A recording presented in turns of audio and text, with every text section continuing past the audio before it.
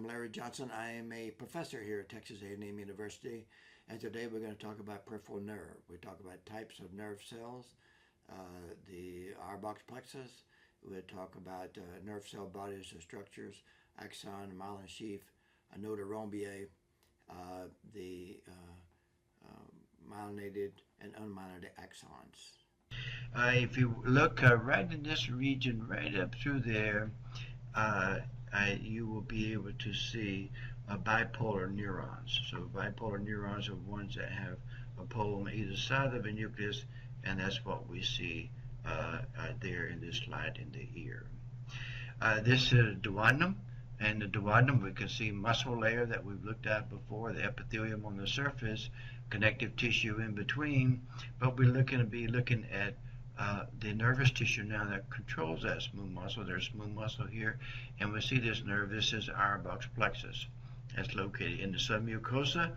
We see some submucosal glands, and we see circular and longitudinal muscle and the muscularis externa. This is a mucosa here, the gut lumen there. A higher mag of this region right in through here, we see the Auerbach's plexus, right in between the longitudinal and the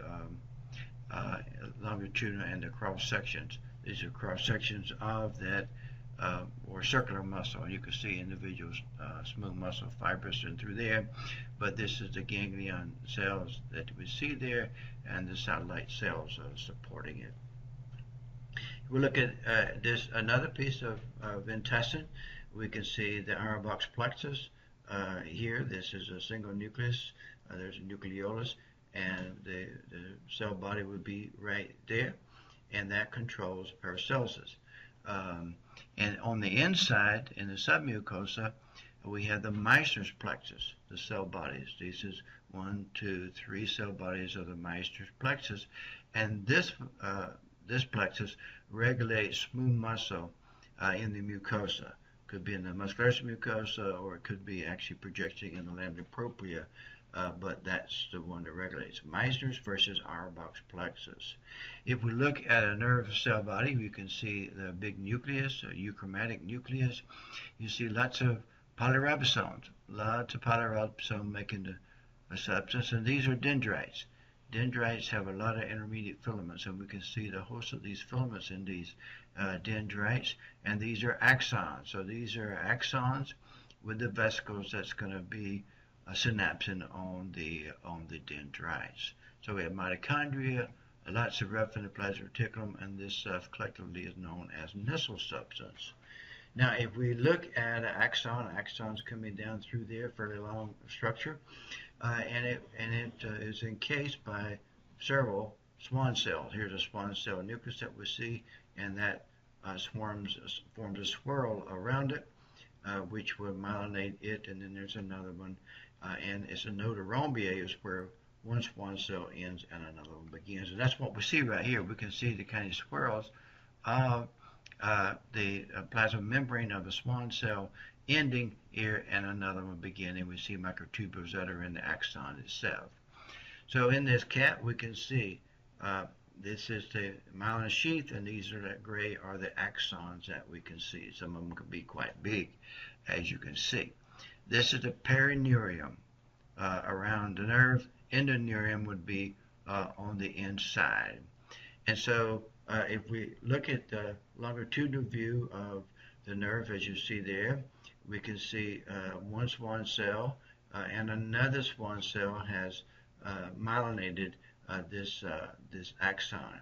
So we see some fibroblastic cells in through there. Some of those could be Schwann cells as well, but you see the node of Ranvier is different from the Smith-Heinemann clefts, which you run at an angle. So this is where the myelin sheath Schwann cell swirl ends, and another one begins along the length of that axon. Here we see in a salivary gland, we can see nerves in the connective tissue. Nerves are kind of wavy, and most of what you see is a Schwann cell nuclei because the cell bodies are at a different location. Here we can see the nerve. There's a node of Ranvier, another node of Ranvier, another one right there that we can see where one Schwann cell ends and another one begins. You can see it again right here and there.